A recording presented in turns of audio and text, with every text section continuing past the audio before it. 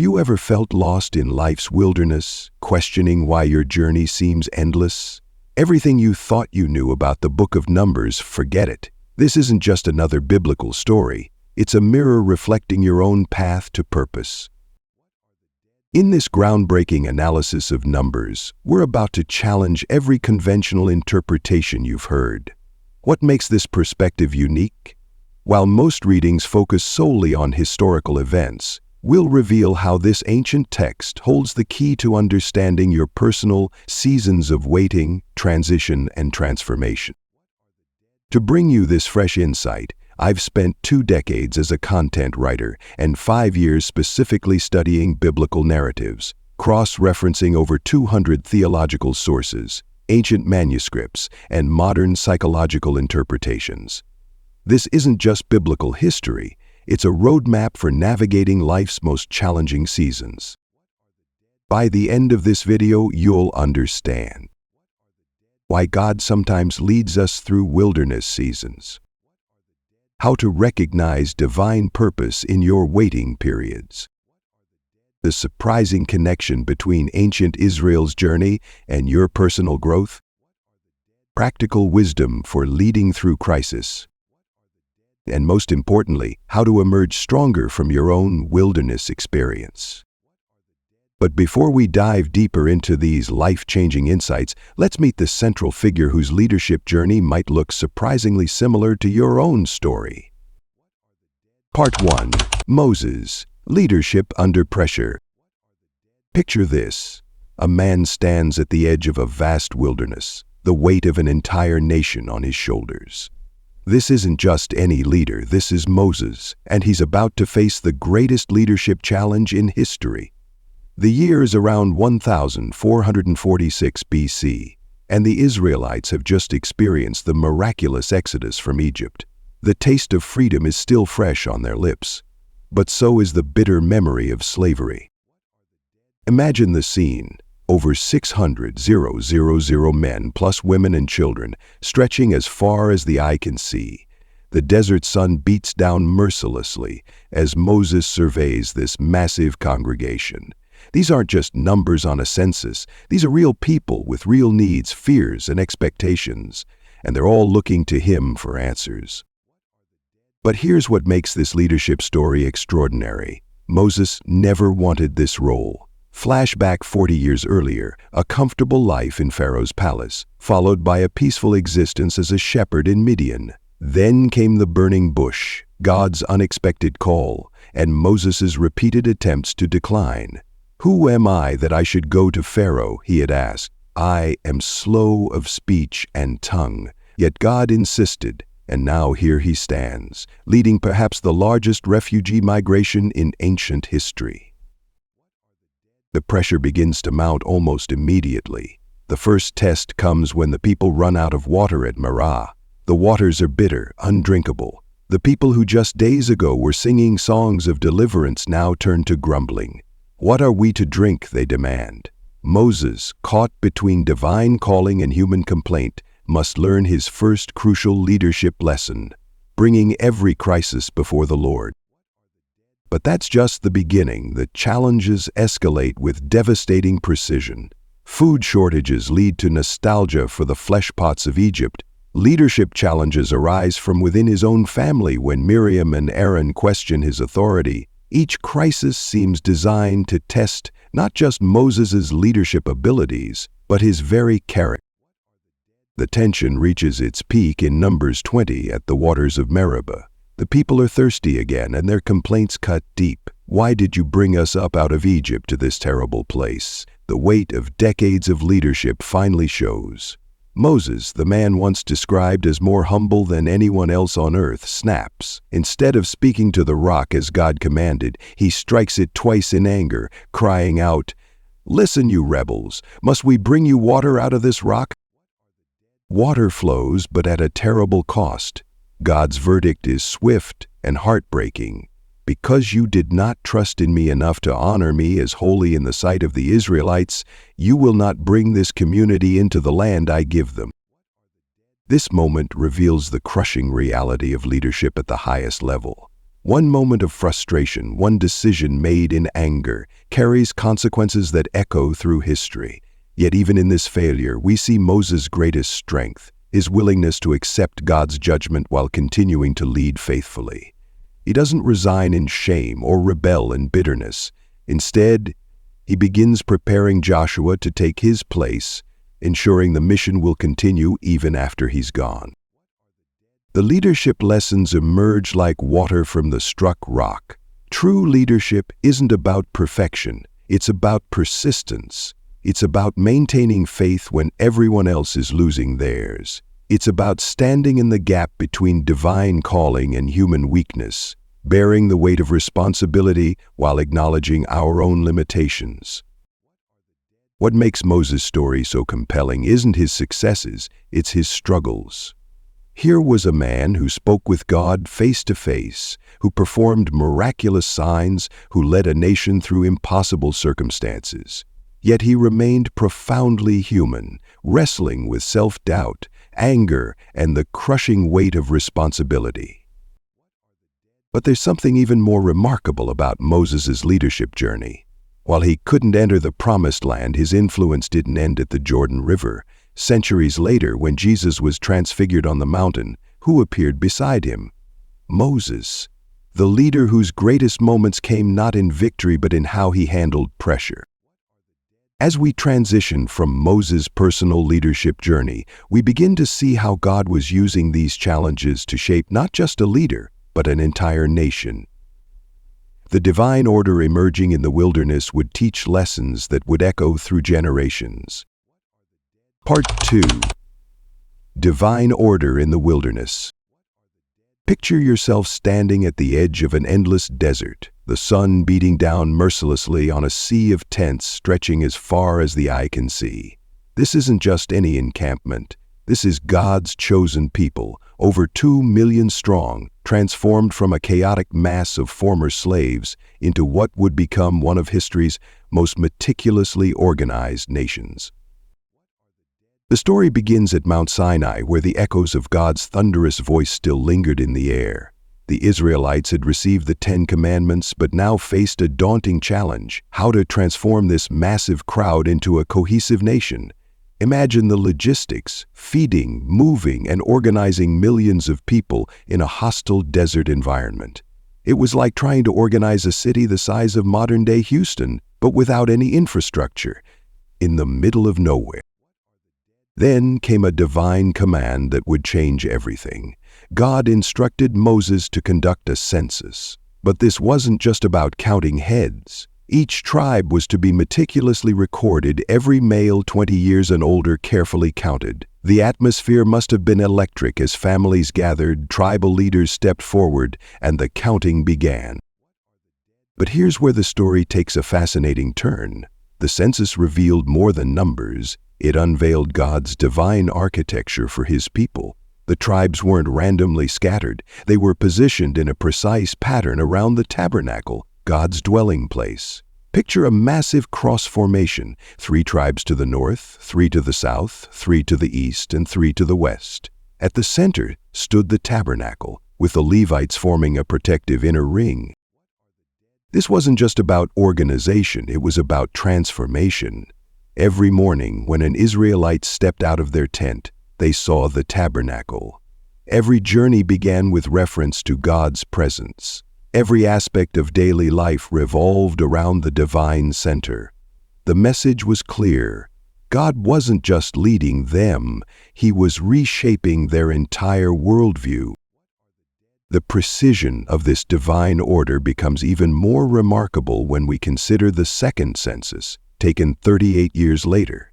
Despite a generation passing away in the wilderness, despite plagues, battles, and rebellions, the organizational structure remained intact. But perhaps the most intriguing aspect of this divine order was the special role of the Levites. They weren't just another tribe, they were set apart, given no territorial inheritance because God himself would be their portion. Think about that. An entire tribe whose sole purpose was to maintain the connection between God and his people. The climax of this organizational miracle came during Israel's movements.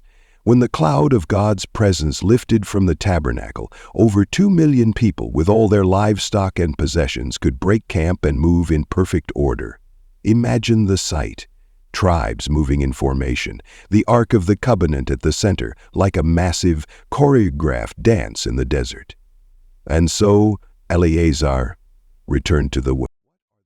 This wasn't just ancient crowd management. It was a physical demonstration of a spiritual truth. God brings order to chaos. The same God who separated light from darkness in creation was now separating and organizing his people, preparing them for their destiny. Why does this matter today? Because we're still living in this story. When life feels chaotic, when our personal wilderness seems overwhelming, the divine order established in Numbers reminds us that God is a God of purpose and structure. He doesn't just lead us through our wilderness, he organizes our chaos into his divine order. But this ordered existence would soon be challenged by human nature itself. As we're about to discover, even the most perfect divine structure can't prevent the human heart from rebelling. Part 3. Faith and Failure in the Desert, when fear overshadows promise.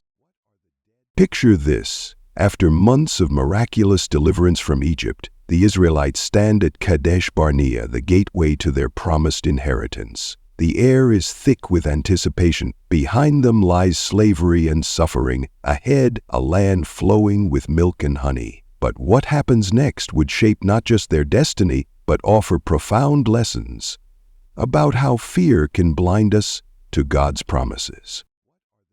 Moses, following divine guidance, selects 12 men, Moses from each tribe, for a critical mission. These aren't ordinary scouts, they're respected leaders, chosen for their wisdom and influence. Their task? Explore Canaan and bring back a report about the land God had sworn to give them. For 40 days, these men traverse the Promised Land. They witness its abundance firsthand, so much so that it takes 2 men to carry a single cluster of grapes suspended on a pole between them. The fruit is so massive, so vibrant, it seems to validate every promise God had made. They see flowing streams, fertile valleys, and cities that speak of prosperity and civilization. But here's where the story takes a dramatic turn. When the 12 return, their report splits the camp like a thunderbolt. Yes, the land is everything God promised, abundant beyond imagination, but 10 of the spies can't see past their fear. The people who live there are powerful, they warn, their voices trembling. The cities are fortified and very large. Their words paint a picture of impossibility. We saw the Nephilim there. We seemed like grasshoppers in our own eyes, and we looked the same to them. Only 2 voices dare to differ. Caleb and Joshua, their faith burning brighter than their fear, stand before the murmuring crowd. The land we passed through is exceptionally good, Caleb's voice rings out above the chaos. If the Lord is pleased with us, he will lead us into that land. Do not be afraid of the people of the land, because we will devour them. Their protection is gone, but the Lord is with us. But fear, once unleashed, spreads like wildfire. The people's response is shocking. They weep all night, grumbling against Moses and Aaron. If only we had died in Egypt, they cry. Some even suggest choosing a new leader and returning to slavery. This wasn't just doubt, it was outright rebellion against God's promise. The consequences are swift and severe. God's judgment falls. This generation, except for Caleb and Joshua, would never see the Promised Land. For 40 years, 1 year for each day the spies explored the land, they would wander in the wilderness until the last of the unbelieving generation perished. But this wasn't just ancient history playing out in the desert sand. This moment reveals a profound truth about human nature and divine patience. The same God who delivered them from Egypt, parted the Red Sea, and provided manna daily, was still with them, yet fear blinded them to his power and presence. This story's spiritual DNA echoes through time, speaking directly to our modern struggles with faith versus fear. How often do we, like the 10 spies, see the giants before us rather than the God above us? Whether it's career challenges, relationship struggles, or personal battles, we face the same choice. Will we be paralyzed by fear or empowered by faith? The tragedy at Kadesh Barnea wasn't just about missing out on a piece of real estate. It was about a generation who couldn't trust God enough to step into their destiny. They had God's presence, His promises, and His proven track record of faithfulness. Yet they chose to believe their fears rather than their faith. But the story of faith and failure in Numbers doesn't end here. As we'll see in the account of Korah's rebellion, even this divine judgment couldn't curb the human tendency to question God's authority. Part 4. Justice and Mercy in Balance.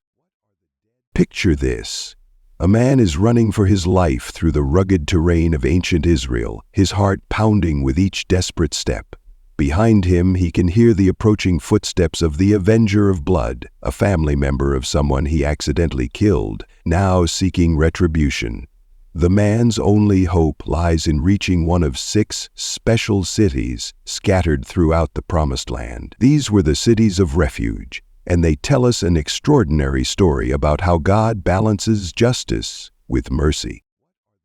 In the harsh landscape of the ancient Near East, justice was often swift and brutal.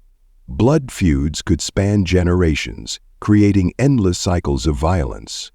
But God, in His wisdom, established something revolutionary, a system that would protect the innocent while still honoring the sanctity of human life. Let's transport ourselves back to that time. Imagine standing at the gates of Kadesh, one of these cities of refuge. The city sits atop a hill, its walls gleaming in the Mediterranean sun. The roads leading to it are intentionally kept wide and well-maintained, with clear markers pointing the way. Every detail was designed to ensure that someone fleeing for their life could find sanctuary quickly. But these cities weren't just about protection. They revealed something profound about God's character. Consider the story of a young woodcutter we find reference in Deuteronomy 19. While chopping trees with his neighbor, his axe head flies off and strikes his friend, killing him instantly. It's a tragic accident, but in the culture of the time, the victim's family had the right, even the obligation, to seek revenge. Without the cities of refuge, this man's life would be forfeit, despite his innocent intentions. The drama unfolds as he races to the nearest city of refuge. The elders at the gate must quickly determine, was this truly an accident? Did he harbor any previous hatred toward the deceased? The investigation had to be thorough yet swift. Lives hung in the balance. If found innocent of intentional murder, he would be granted asylum, but with a catch. He must remain within the city until the death of the current high priest. This waiting period serves as a powerful metaphor. Just as the accidental killer had to wait for the high priest's death to be fully free, we too await the ultimate high priest, Jesus Christ, whose death brings complete liberation from the consequences of our failures. But the story doesn't end there. The cities of refuge also illuminate another fascinating aspect of God's character through the story of Balaam. Here was a prophet for hire, willing to curse God's people for the right price. Yet even as he sought to bring judgment, God repeatedly turned his curses into blessings. It's a stunning display of how God's mercy can trump human intentions for harm.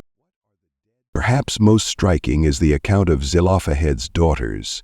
In a patriarchal society where women had few rights, these 5 sisters dared to approach Moses, challenging the inheritance laws that would leave them destitute after their father's death.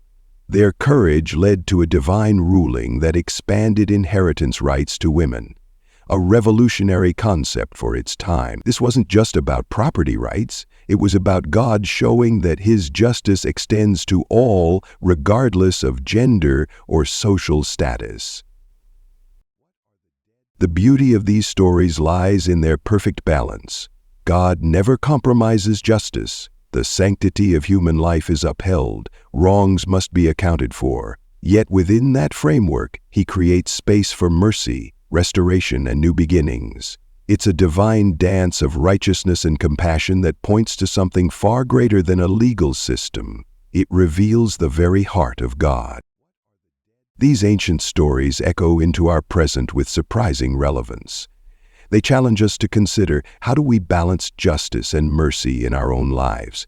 When someone wrongs us, do we seek revenge or create space for redemption? The cities of refuge remind us that it's possible to uphold justice while still making room for grace.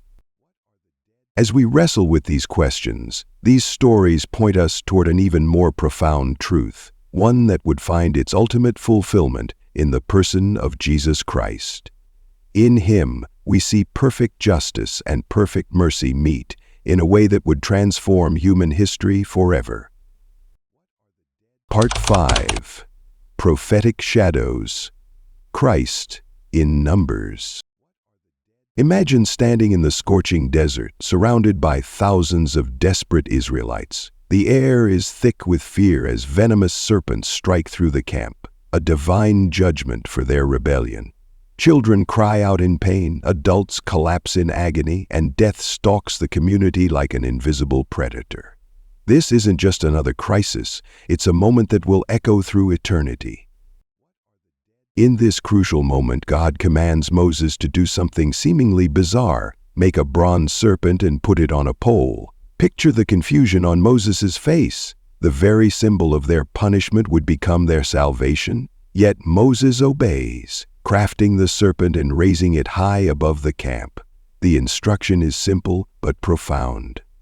Look at the bronze serpent and you will live.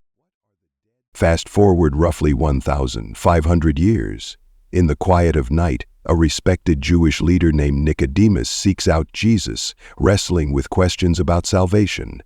In this intimate conversation, Jesus does something extraordinary. He reaches back to that ancient desert scene. Just as Moses lifted up the serpent in the wilderness, Jesus declares, "So must the Son of Man be lifted up, that whoever believes in him may have eternal life." This connection isn't coincidental. It's part of a divine tapestry woven throughout Numbers, pointing to Christ in ways both subtle and profound. Consider the rock that Moses struck for water. The Israelites were dying of thirst, their parched throats as dry as the desert around them. When Moses strikes the rock, life-giving water gushes forth, saving the entire community. The Apostle Paul later reveals this wasn't just about physical hydration. That rock was Christ, 2 Corinthians 10:04. But the symbolism goes deeper. When Moses strikes the rock a second time, instead of speaking to it as God commanded, he's barred from entering the promised land. Why such a severe punishment for seemingly minor disobedience? Because the rock, representing Christ, was to be struck only once, foreshadowing how Jesus would be sacrificed once for all time. The second striking violated this prophetic picture of Christ's perfect sacrifice. The priesthood itself tells another part of the story. Aaron, the first high priest, stands between God and the people, offering sacrifices for their sins. In a dramatic moment when plague breaks out among the people, Aaron runs into the midst of death, swinging his censer of incense, a picture of intercession. He literally stands between the living and the dead, just as Christ would later stand between humanity and eternal death. Even the tabernacle's arrangement points to Jesus. The tribes encamped in a cross-like formation around it, with the holy place at the center. Access to God's presence required blood sacrifice and priestly mediation, a shadow of how Christ's blood would open a new and living way into God's presence. Perhaps most striking is the story of the cities of refuge. These sanctuaries offered protection for those who had accidentally caused death, providing safety from the avenger of blood. The accused had to flee to these cities, remain within their walls, and could only leave safely after the death of the high priest. This prefigures how Christ became our refuge from judgment, his death as our high priest securing our eternal freedom. The culmination of these shadows appears in an unexpected prophecy from an unlikely source. Balaam, a pagan prophet hired to curse Israel, finds himself compelled to bless them instead. Through his unwilling lips comes a stunning prediction. A star shall come out of Jacob, and a scepter shall rise out of Israel. This messianic prophecy points to Christ, the true king who would rise from Jacob's line. What makes these connections so powerful isn't just their individual significance, but how they weave together to paint a complete picture. Like pieces of a divine mosaic, each element reveals another facet of Christ's character and mission. The bronze serpent shows his power to save through faith. The rock demonstrates his life-giving nature. The priesthood illustrates his mediatorial role. The cities of refuge reveal his protection for the repentant. As we transition to understanding how these ancient shadows impact our modern journey, consider this. If God wove such intricate prophecies about Christ throughout Numbers, what other divine patterns might he be weaving in your own wilderness seasons? The same God who turned symbols of death into signs of life, who made rocks spring forth with water, and who transformed curses into blessings, is still at work today. Part 6. Wilderness Wisdom for Modern Life. Imagine standing at the edge of a vast wilderness, the sun beating down mercilessly, with nothing but uncertainty stretching before you.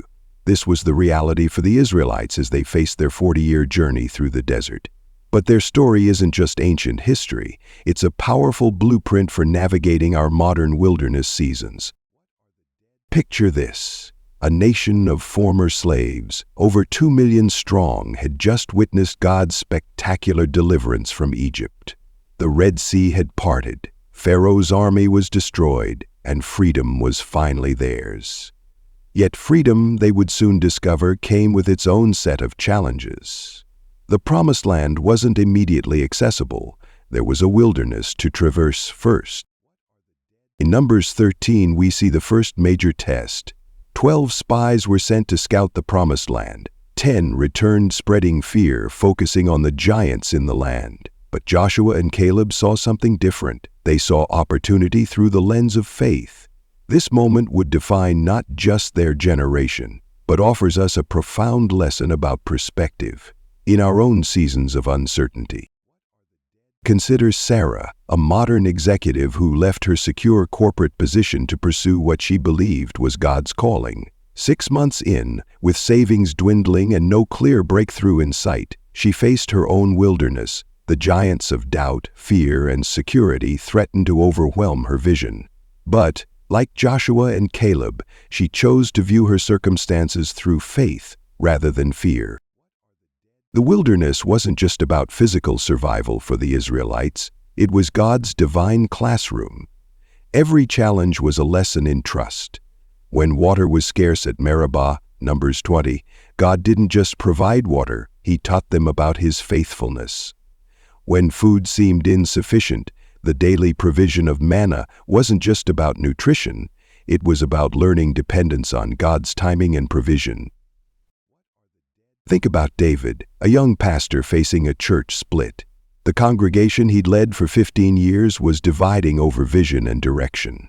Like Moses facing Korah's rebellion, Numbers 16, he found himself in a leadership wilderness. The lesson? Sometimes our wilderness seasons aren't just about personal growth, they're about learning to lead others through their own desert experiences. But perhaps the most powerful wilderness lesson comes from Numbers 21, with the story of the bronze serpent. The people, bitter and complaining, faced deadly serpents as a consequence of their rebellion. The solution? Look up at the bronze serpent Moses lifted up and live. This foreshadowed Christ's words in John 3:14-15, but it also teaches us a crucial wilderness principle.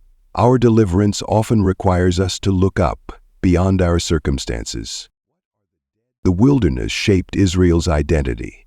Through their journey, they learned 4 critical lessons that resonate powerfully today. First, waiting seasons have purpose. The wilderness wasn't a detour, it was preparation. Every delay, every seeming setback was part of God's refining process. In our instant gratification culture, this truth is more relevant than ever. Second, Community matters. The Israelites traveled as a nation, not as individuals. Numbers 32 shows how the tribes of Reuben, Gad, and half of Manasseh pledged to help their brothers inherit their land before settling in their own. Our wilderness seasons often reveal the importance of genuine community. Third, leadership is refined in the wilderness. Moses entered the wilderness as a shepherd and emerged as one of history's greatest leaders. Our own wilderness experiences often prepare us for greater responsibilities and influence. Finally, faithfulness in the small things matters. The daily gathering of manna, the careful attention to God's instructions, the persistent journey forward, all of these seemingly small acts of obedience prepared them for greater victories. As we stand at the edge of our own wilderness seasons, whether they're professional transitions, relationship challenges, health crises, or spiritual dry spells, the wisdom from Numbers calls us to see these seasons differently. They're not punishments or detours, they're opportunities for transformation. Remember, the same God who led Israel through their wilderness is leading you through yours. Their story of eventual triumph isn't just history, it's a promise that wilderness seasons, though challenging, are never wasted. As we wrap up our journey through Numbers, let's look at how these wilderness principles culminated in Israel's eventual triumph and what that means for your own journey. Conclusion: from wilderness to promise, a journey of transformation. Picture this. A vast desert stretches endlessly beneath the scorching Middle Eastern sun. The year is approximately 1446 BC, and before us stands a nation transformed. The Israelites, once a collection of freed slaves, now stand as God's chosen people, poised on the plains of Moab, gazing across the Jordan River at their promised inheritance. But to truly understand the magnitude of this moment, we must journey back through 40 years of wilderness wanderings. When they first left Egypt, they were a scattered people, united only by their shared oppression. The generation that witnessed the parting of the Red Sea, that heard God's voice thunder at Mount Sinai, had been marked by fear and unbelief. Despite witnessing miraculous provisions, manna falling from heaven, water flowing from rocks, and divine protection in the form of a cloud by day and fire by night, they had faltered at the crucial moment. At Kadesh Barnea, when 12 spies returned from exploring Canaan, 10 spread fear throughout the camp. The land devours its inhabitants, they claimed, their words poisoning the hearts of the people. Only Joshua and Caleb stood firm in faith, declaring, "If the Lord delights in us, he will bring us into this land." But the people's response? They reached for stones, ready to kill these faithful witnesses. That moment of collective failure had sealed their fate. God's judgment was clear. 40 years of wilderness wandering, 1 year for each day the spies had explored the land. An entire generation would fall in the desert, their bones marking the path of their unbelief. But now, 4 decades later, everything has changed. Standing before us is a new generation, one forged in the wilderness. They never knew the fleshpots of Egypt, never felt the taskmaster's whip. Their education had been divine, every step guided by God's presence, every meal a testimony to His provision. Consider the profound transformation. This generation had witnessed Korah's rebellion and seen the earth swallow the disobedient. They had watched their parents succumb to the fiery serpents and found healing by looking upon the bronze serpent, a prophetic picture of the coming Messiah. They had seen water flow from the rock at Meribah, though that miracle had cost even Moses his entrance into the Promised Land. Through each trial, through each victory, through each divine lesson, God was shaping a people who would trust Him. The wilderness, harsh and unforgiving, had become their classroom. The delays that seemed like punishment were actually preparation. Every challenge, every setback, every moment of testing was crafting a nation worthy of their calling. Now, as they stand at the threshold of their inheritance, the contrast couldn't be more stark. The fearful, grumbling slaves who left Egypt have been transformed into warriors of faith. They've defeated Sihon and Og, powerful kings of the Amorites. They've resisted the seductions of Moab and the curses of Balaam. They've learned to live under God's law, to worship in His presence, to trust in His promises. This final scene of Numbers carries a powerful message for every believer. The wilderness is not your destination. It's your preparation. Just as God used 40 years to transform a nation of slaves into His covenant people, He uses our seasons of waiting, our moments of testing, to shape us for our destiny. The story of Numbers concludes not with arrival but with anticipation. Moses, knowing he won't enter the land, passes the mantle of leadership to Joshua. The tribes of Reuben, Gad, and half of Manasseh receive their inheritance east of the Jordan. The boundaries of the Promised Land are carefully detailed. Everything is ready for the fulfillment of a promise made centuries before to Abraham. But perhaps the most powerful testimony comes from the generation that stands ready to cross over.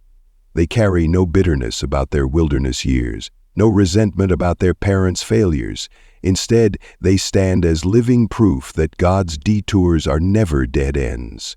Their wilderness was not a waste. It was a workshop where God shaped a people for His purpose. As we close this journey through Numbers, the message echoes across the centuries.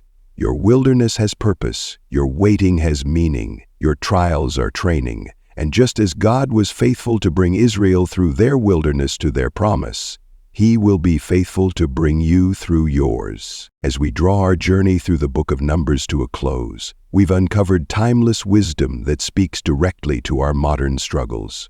We've seen how God transforms ordinary people through extraordinary circumstances, how wilderness seasons become workshops of character, and how divine delays often serve as preparation for greater purposes.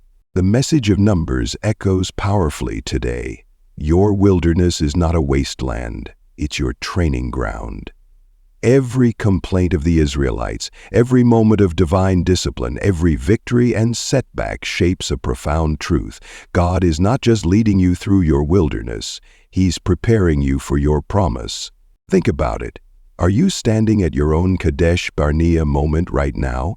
Perhaps you're facing giants that seem insurmountable, or maybe you're in a season of waiting that feels endless. The question isn't whether you'll face wilderness seasons, it's how you'll navigate them. Will you be like the 10 spies who spread fear, or like Joshua and Caleb who saw possibility through the lens of God's promises?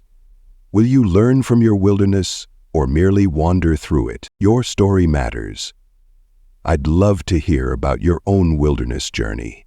What resonated most with you from the book of Numbers? How has God used challenging seasons to prepare you for greater purposes? Share your thoughts in the comments below.